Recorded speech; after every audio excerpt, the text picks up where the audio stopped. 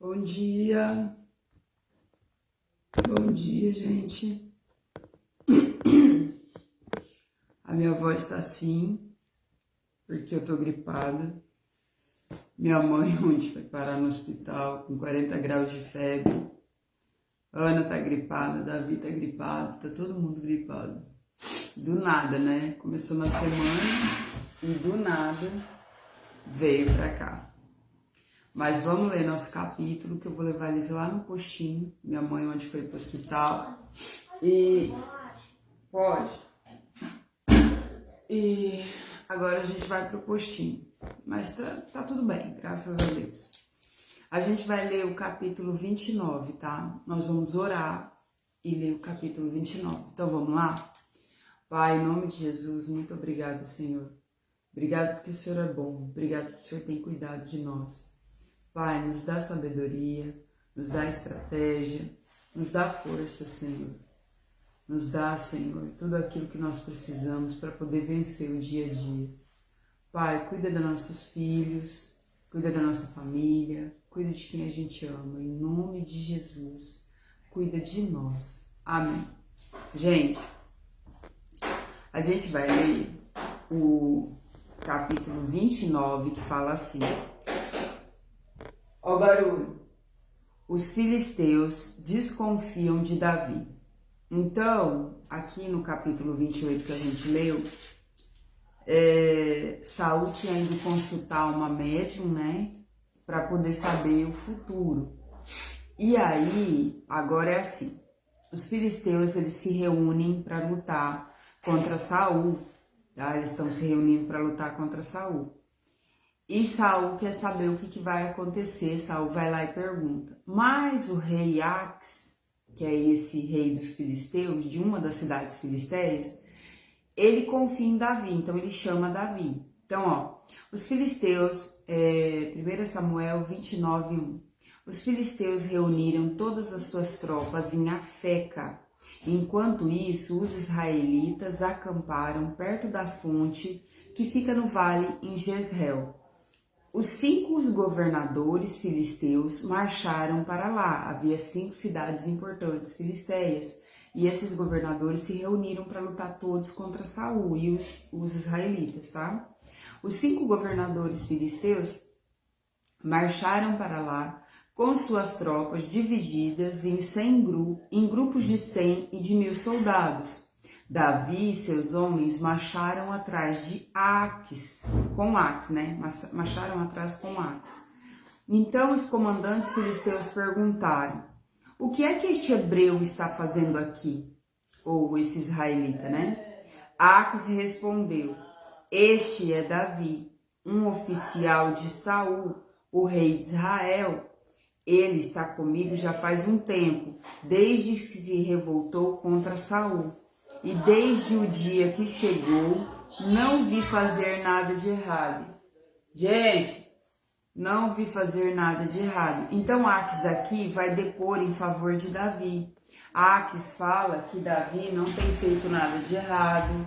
Aques fala que Davi está íntegro, tá? Porque ele confia verdadeiramente em Davi.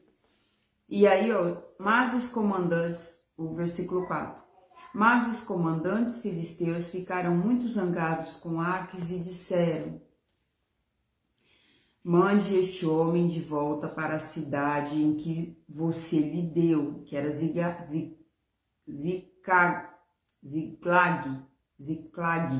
tá? Ziklag. Pronúncia difícil, né? Ziklag.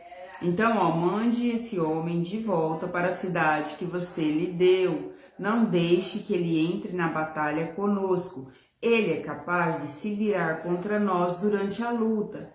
Então eles pensam assim: se esse cara é israelita e era o guarda oficial lá do Saul, pode ser que de repente, ao lutar contra o povo dele, ele se volte contra nós. E aí também eles vão se lembrar de quem era Davi, ó. Contra nós na luta, pois a melhor maneira de ele conseguir a boa vontade do patrão, ou seja, a melhor maneira dele voltar para a casa do Saul, é ele lutar contra a gente, se voltar no meio da guerra, né? Pois a melhor maneira de ele conseguir a boa vontade do seu patrão, que é Saul, né, seria matar os nossos homens. Além disso, este é Davi, a respeito de quem as mulheres cantavam enquanto dançavam. Saul matou 1000, Davi... Vamos quietar? Saul matou 1000, Davi matou 10.000. Então Aques chamou Davi e disse: juro pelo Senhor, o Deus vivo, que você tem sido fiel a mim, e eu ficaria muito contente se você lutasse ao meu lado nessa batalha. Então Aques está sendo verdadeiro. Aques está falando: olha, eu sei que você tem sido fiel, eu sei que você tem sido um cara bom. Ele não sabe das mentiras de Davi. Imagina a cara de Davi por dentro, né? Por dentro do Davi pensando: que humilhação, que vergonha, eu não tenho sido nada disso, mas esse cara é tão bom, esse cara confia em mim, deu uma cidade, deu direção, deu ali segurança, deu tudo, né? Confiou em Davi plenamente. Então, ó, ele fala, aí o Aques fala por Deus, ó, ele jura, ele tem tanta fé em Davi que ele fala: juro pelo Senhor, o Deus vivo. Ele tá jurando até pelo Deus de Davi. Ou seja, é um homem honrado, é um homem que, apesar de ser inimigo, é um homem que confia plenamente em Davi, ó. Então Davi deve ter ficado muito envergonhado nessa hora. Juro pelo Senhor, o Deus vivo, que você tem sido fiel a mim, e eu ficaria muito contente se você me lutasse do meu lado nessa batalha. Não encontrei nada de errado em você, desde o dia em que chegou até hoje, mas os outros governadores não gostam de você. Portanto, volte para casa em paz e não faça nada que possa desagradar estes governadores. Davi respondeu: o que foi que eu fiz? Aí ele dá uma de vítima, claro, na hora da situação, né? Ele dá uma de desentendido. O que foi que eu fiz de errado? Você não encontrou em mim nenhuma falta desde o dia que comecei a trabalhar para você. Então por que não posso ir com você, que é meu patrão, o meu rei, para lutar contra os seus inimigos? Os seus inimigos não são meus. Aques respondeu: eu sei disso e considero tão fiel quanto um anjo de Deus. Olha, aqui é a terceira vez que ele reafirma que Davi é um bom homem. Olha o engano que Aques está. Olha o coração bom que Aques está para ele, né? Eu sei disso e o considero tão fiel quanto um anjo de Deus. Mas os comandantes disseram que você não pode ir lutar conosco, né? Portanto, amanhã de manhã, você e os outros que abandonaram Saul e passaram para o meu lado, levante-se bem cedo e vão embora logo ao amanhecer. Esse levante bem cedo... Gente! Esse levante bem cedo e vão embora é tipo... Se os governadores verem vocês aqui no meio do povo, pode ser que eles vão contra vocês. Então, assim, vão embora mesmo, tá? Assim, no dia seguinte, e Davi esconde a felicidade dele de ir embora. Assim, no dia seguinte, Davi e seus homens se levantaram de madrugada a fim de voltar para a Filisteia, e os filisteus subiram para Jezreel. O que acontece? Esse capítulo é pequeno e ele acabou. O que acontece aqui? Davi estava num dilema muito grande. Davi tinha que lutar contra Saul, porque os governadores filisteus se reuniram para lutar contra Israel. Quem colocou Davi nessa situação foi essa mentira de 1 ano e pouco que ele tem sustentado, foi ele mesmo. Ele se colocou no... Gente, eu tô tentando falar aqui. Por favor, já eu vou ir. Então, quem se colocou nessa situação foi o próprio Davi. Como? Ele mentiu durante 1 ano e pouco que ele estava contra o Israel, contra Saul. Ele mente para Aques, que é esse rei filisteu. Então ele se coloca entre a cruz e a espada. De um lado, se ele falar a verdade, todos os filisteus estão contra ele, e do outro lado ele tem que lutar contra a própria nação. Então ele está entre a cruz e a espada, ele está numa situação que ele não quer estar. Ele não quer lutar contra Israel, ele não quer lutar contra Saul. visto que ele mesmo não queria matar Saul. Agora, quem se pôs nesse buraco de minhoca, literalmente, foi próprio Davi. Oi, bom dia, que Deus te abençoe, tá? Em nome de Jesus. Ele se pôs nessa situação. Então, a lição aqui desse capítulo é, muitas vezes nós nos colocamos em situações adversas, ou seja, nós nos colocamos em enroscadas. Porém, a misericórdia de Deus aqui para Davi é a própria rejeição. Porque quando esses governadores rejeitam Davi, eles dão a oportunidade de Davi sair tranquilo da batalha. Ele não vai lutar, ele foi rejeitado e ele vai voltar para a cidade dele. Então ele não vai ter que lutar contra Saul, ele não vai ter que mostrar que ele é um mentiroso, ele não vai ter que se voltar contra esses filisteus.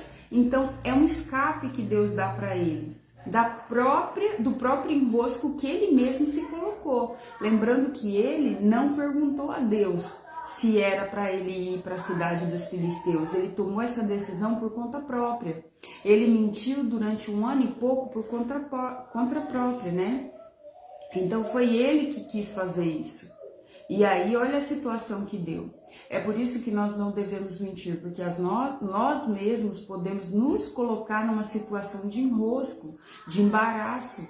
E essa situação vai cobrar de Davi. Aqui Deus vai dar escape, mas no próximo capítulo a gente vai ver que Davi vai chegar na cidade dele e ele vai ter outro enrosco causado pelas mentiras dele.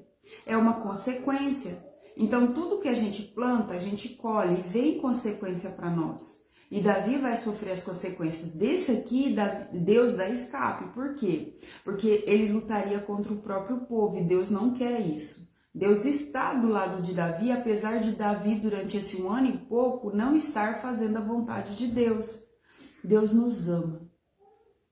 É isso que a gente tem que ter no nosso coração, que Deus nos ama. Nós precisamos fazer a vontade dele por amor a ele, porque ele já nos ama, tá? E outra coisa que a gente tem que ter em mente também é que as rejeições, tá? Minha garganta tá assim por causa da gripe. As rejeições, elas não são o fim. Aqui Davi foi rejeitado como um livramento do Senhor. Às vezes nós somos rejeitados pelas pessoas, na nossa comunidade, até mesmo pode haver rejeição dentro da igreja, dentro do credo religioso que a gente segue, que pode não ser uma igreja, pode haver rejeição na nossa escola, pode haver rejeição no nosso trabalho. As rejeições, elas não são o fim, nada dura para sempre. É isso que a gente tem que ter em mente. Por exemplo, estão falando de mim, daqui a pouco tem uma nova fofoca, no máximo falarem de você vai durar 1 mês. Me rejeitaram. Uma rejeição, ela não resiste a 6 meses, 1 ano. Ninguém aguenta. Entende? Então tudo é temporário e passageiro. Assim como tem tempo para começar, também tem tempo para acabar. E o importante é que nós continuemos firmes, tá? O importante é que nós continuemos firmes naquilo que a gente quer fazer, no propósito que a gente tem, no nosso serviço, nas nossas coisas, tá? Não tenham medo de rejeição, não tenham medo do que as pessoas vão falar de vocês, porque fofoca passa, rejeição passa, humilhação passa. Isso aqui é humilhante para Davi. Os governadores não acreditarem nele. Tipo, esse israelita tá aí, é como se fosse um cão, né? Literalmente jogado do lado. Mas essa humilhação salva ele do enrosco que ele se colocou. As humilhações passam. Lembra que eu falei? Ninguém humilha quem já tá humilhado diante de Deus. Então não existe humilhação para mim se eu estou como Mardoqueu diante de Deus humilhada. Isso não existe. São coisas que a gente põe na nossa cabeça, a humilhação, a rejeição, o abandono.